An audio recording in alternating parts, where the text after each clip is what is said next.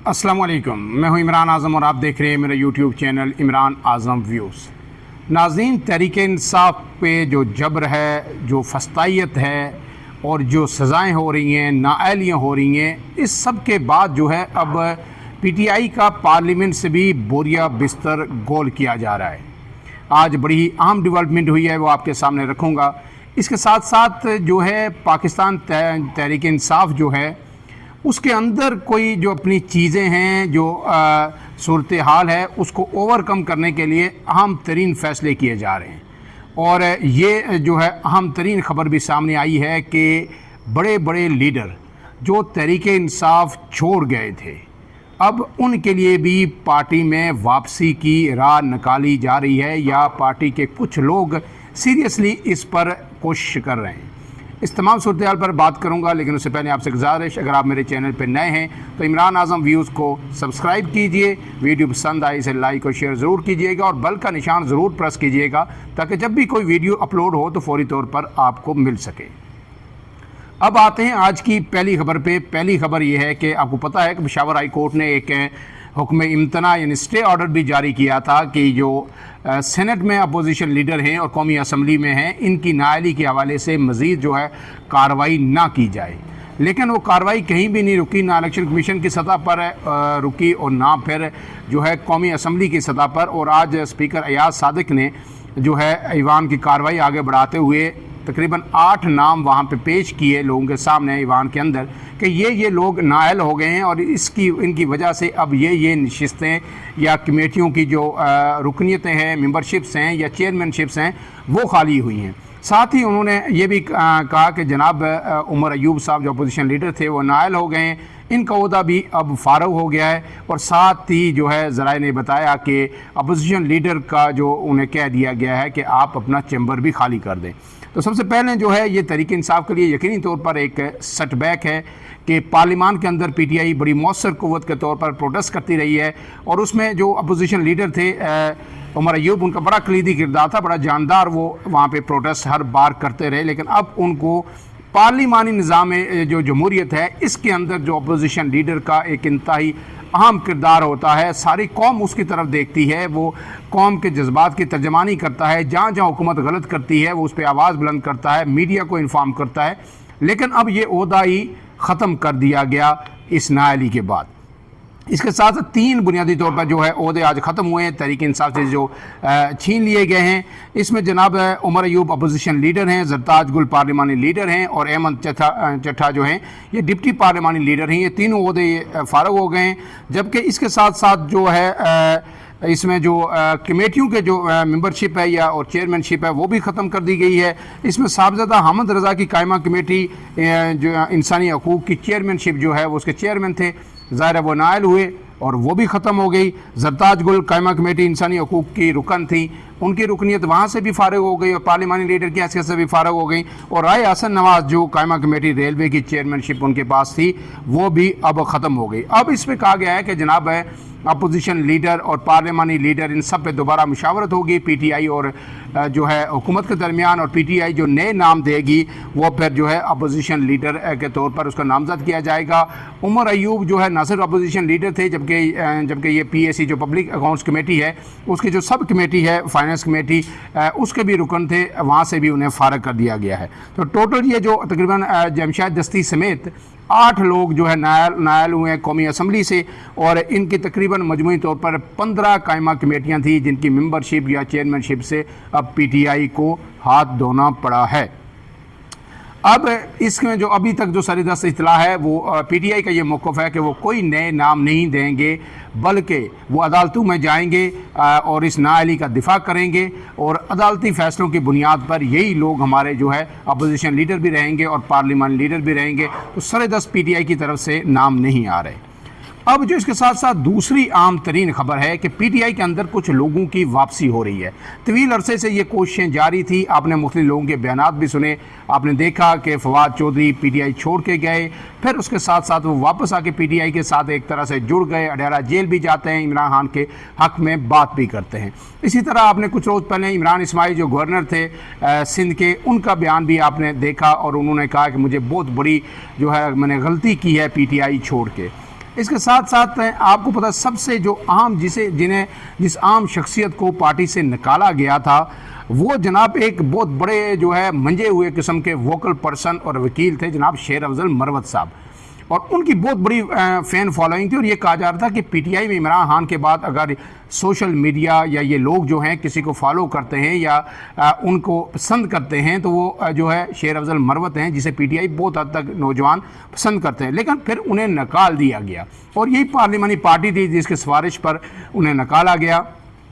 ये इल्ज़ाम आयद किया जाता था कि उनकी अलीमा खान से नहीं बनती और वो साथ कुछ और रहनुमा हैं जिनको वो तुर्की बतुर्की जवाब देते हैं जो उन पर इल्ज़ाम लगाते हैं। तो अब गुज़श्ता रोज़ जो है पीटीआई की पार्लिमानी पार्टी का अहम तरीन इजलास हुआ और तवील अरसे बाद उसमें शेर अफजल मरवत ने भी शिरकत की और उसमें शेर अफजल मरवत ने अपना मौक़िफ़ क्या रखा वो भी आपके सामने रखूँगा। लेकिन उससे पहले कहीं आम रहनुमा जिनमें साबिक़ स्पीकर असद कैसर हैं, शहरियार अफरीदी हैं, शानदाना गुलजार हैं और इसके साथ साथ निसार जट हैं और उसामा मेला हैं, खुर्रम विर्क हैं, इन सब ने जो है शेर अफजल मरवत की वापस पार्टी में आने की भरपूर हमायत की। और इसमें शानदाना गुलजार ने तो दूसरे जो अहम तरीन दो लोग इस वक्त बाहर बैठे हुए हैं जो पीटीआई के साबिक़ रहनुमा भी हैं, मसलसल वो जो है यूट्यूब पे भी व्लॉग्स भी करते हैं और सोशल मीडिया पे भी बहुत एक्टिव हैं, उनके नाम भी यहाँ पे ज़ेर गौर आए। और इसमें जो है शानदाना गुलजार ने ये कहा कि शेर अफजल मरवत साहब पे जो इल्ज़ामात आए हैं कि वो पार्टी पॉलिसी की वायलेशन करते हैं, पार्टी के लीडरों को तनकीद का निशाना बनाते हैं और उनको जवाब देते हैं, तो उन्होंने कहा, सवाल उठाया उन्होंने कि बताया जाए कि मुल्क से बाहर बैठ के ये जो शहबाज गिल साहब हैं और शहजाद अकबर साहब हैं, ये क्या पार्टी रहनुमाओं के ख़िलाफ़ मुसलसल बयानात नहीं दे रहे? वो जो वीलॉग्स करते हैं उसमें पार्टी रहनुमाओं की या पार्टी की वो एक तरह से बैशिंग करते हैं। और फिर उन्होंने कहा कि ना सिर्फ पार्टी दिगर रहनुमाओं वज़ीर आला खैबर पख्तूनख्वा अली अमीन गंडापुर के ख़िलाफ़ वो मुसलसल वो बोल रहे हैं, उन्हें तो आज तक किसी ने शो काज नोटिस जारी नहीं किया। जबकि उन्होंने कहा है कि जनाब आलिया हमज़ा ने जो है सेक्रेटरी जनरल हैं सलमान अकरम राजा, उनके ख़िलाफ़ ट्वीट किया और अली अमीन गंडापुर के ख़िलाफ़ ट्वीट किया, उन्हें भी कोई शो का नोटिस नहीं दिया गया। लेकिन जो है जो पार्टी को हर सतह पर डिफेंड करते हैं, जिनकी फॉलोइंग है, जिनके साथ लोग हैं, जो इलेक्शन जीत के आए हुए हैं, ईवान में बैठे हुए हैं, शेर अफजल मरवत, उन्हें निकाल दिया गया। बाकी तमाम जो रहनुमा थे वहाँ पर पार्लिमानी पार्टी के अंदर, उन्होंने भी उनके इस मौक़िफ़ को इंडोर्स किया। गोया अब जहां इनकी बहाली की बात हो रही है, इनके साथ साथ दूसरे कई रहनुमा भी वापस आएंगे। जो आपको पता है कि जो फैसल चौधरी, फवाद चौधरी दोनों एक्टिव लोग हैं और फवाद चौधरी को पार्टी से निकाल दिया गया था, उनकी वापसी के भी दरवाजे अब खुल रहे हैं। तो पीटीआई को अब एहसास हो रहा है कि हमें ऐसे लोगों की जो ज़रूरतमंद हों, जो है लीड कर सकते हों, क्राउड पुलर हों, हमें उनकी ज़रूरत है। लेकिन इसके साथ साथ एक और रियलाइजेशन भी हो रही है कि बैरून मुल्क जो लोग बैठे हुए हैं ये हद से ज़्यादा तजावज़ करते हैं, शहबाज गिल हों, शहजाद अकबर हों, और इनकी वजह से पार्टी को अक्सर मसाइल का सामना करना पड़ता है, ख़ास करके जिस तरह के वो इस्टबलिशमेंट के लिए तनकीद करते हैं और लबो लहजा इस्तेमाल करते हैं, जिस तरह के इल्ज़ामात आयद करते हैं। तो अक्सर औकात फिर जो है, जिस तरह आपने देखा कि बैरून मुल्क जो प्रोटेस्ट हुए उसमें शहबाज गिल ने जो तकारीर की, तो उससे फिर पीटीआई के लिए मुश्किलात में इजाफा हुआ। तो ये जो लोग जो पार्लियामान के अंदर बैठे हुए हैं, पाकिस्तान के अंदर मुश्किलात झेल रहे हैं, पीटीआई के लीडर्स, कारकुनान, ये हमेशा से ये कहते रहे हैं कि इन लोगों को बंद किया जाए। ये बाहर बैठ के डॉलर्स भी कमा रहे हैं यूट्यूब पे और व्यूज़ के चक्कर में, हमारे लोगों को मिसगाइड भी कर रहे हैं, कारकुनान को वरगला भी रहे हैं और इससे नुकसान हो रहा है पार्टी को। लिहाजा हमें इन लोगों को जो है शटअप कॉल देनी चाहिए। अब वो शहजाद अकबर और जो है शहबाज गिल का मुस्तकबिल मुझे नहीं पता क्या होगा, लेकिन उनको कम से कम शटअप कॉल ज़रूर दी जाएगी। अब इसके बाद जो साबिक़ स्पीकर हैं असद कैसर, उन्होंने ये कहा है कि कौन पार्टी में आएगा कौन नहीं आएगा इसका फ़ैसला इमरान खान करेंगे, बानी करेंगे।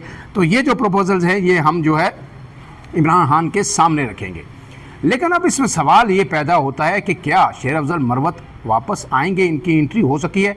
क्योंकि पार्लिमानी पार्टी ने तो रिकमेंडेशन दे दी, लेकिन इनका झगड़ा किसके साथ है? इनका झगड़ा, सबसे बड़ा झगड़ा अलीमा खान के साथ है। अलीमा खान इमरान खान की बहन है और दूसरा सेक्रेटरी जनरल सलमान अकरम राजा के साथ है। इन्होंने सेक्रेटरी जनरल जो है सलमान अकरम राजा, उन पर कई तरह के इल्ज़ामात आयद किए हैं और फिर जो अलीमा खान पे भी उन्होंने इल्ज़ामात आयद किए और मुसलसल करते आ रहे हैं, बार बार सवाल उठाते रहे। 2 दिन पहले भी एक टॉक शो के अंदर उन्होंने बैठ के एक सवाल उठाया। उन्होंने कहा है कि जो हसनैन न्याजी हैं, जिन्हें 10 साल कैद की सज़ा हुई है 9 मई के केस में। तो इसमें अली महान का बेटा भी नामजद मुलजिम था, शेर शाह। लेकिन हसनैन न्याजी को तो इसमें जो हसन न्याजी है उनको तो सज़ा हो गई 10 साल। तो हमें बताया जाए कि ये अली महान का बेटा उसी केस में 9 मई के केस में कैसे जो बच गया। वो पहले बाहर चला गया, बाहर से वापस आया तो उसको कोई सज़ा नहीं, वो साफ़ सुथरा बच के बाहर फिर रहा है। और जबकि दूसरी तरफ जो है एक दूसरे जो इमरान खान के भांजे को, हसन न्याजी को, इसी मुकदमे में जो है 10 साल कैद की सज़ा हो गई है। तो गोया वो अली महान पे बराह रास्त ये इल्ज़ाम आयद करते हैं कोई इस्टेब्लिशमेंट से मिली हुई है। अब आज जो है इंसानी दहशतगर्दी अदालत के बाद जब एक दफ़ा फिर जो है शेर अफजल मरवत के बयान के हवाले से सवाल हुआ अली महान से, तो उन्होंने जो अल्फाज इस्तेमाल किए वो इंतहाई सख्त थे। उन्होंने यहाँ तक कह दिया कि इस बेगरत की बात ही ना करें मेरे साथ, इसके मतलब कोई सवाल ना पूछे, इस हद तक उन्होंने कहा। तो फिर जब ये लोग रिकमेंडेशन लेके जाएंगे इमरान खान के पास कि शेर अफजल मरवत को वापस लेके आए, तो क्या इमरान खान की बहनें उनसे जेल से मिलने जाती हैं, अली महान ना भी जाए, नौरीन खान और उज़मा खान जाती हैं, तो क्या वो इनकी मुखालफत नहीं करेंगी? और अगर वो करेंगी तो क्या उसके बावजूद भी उन्हें पार्टी में लाया जा सकता है? ये अहम सवाल है। तो मैं बताऊं आपको कि ऐसा मुमकिन है। अली महान ने सख्त मुखालफत की कि जो मिशाल यूसुफजई हैं उन्हें सेनेट का टिकट ना दिया जाए, लेकिन किसने दिलवाया? बुशरा बीबी ने, क्योंकि वो मिशाल यूसुफजई बराह रास्त बुशरा बीबी के साथ अटैच थी और वो जो है इनकी जो अली महान है उनसे जो मिशाल यूसुफजई की बिल्कुल भी नहीं बनती थी, और उन्होंने जो है उन्हें टिकट दिलवा दिया।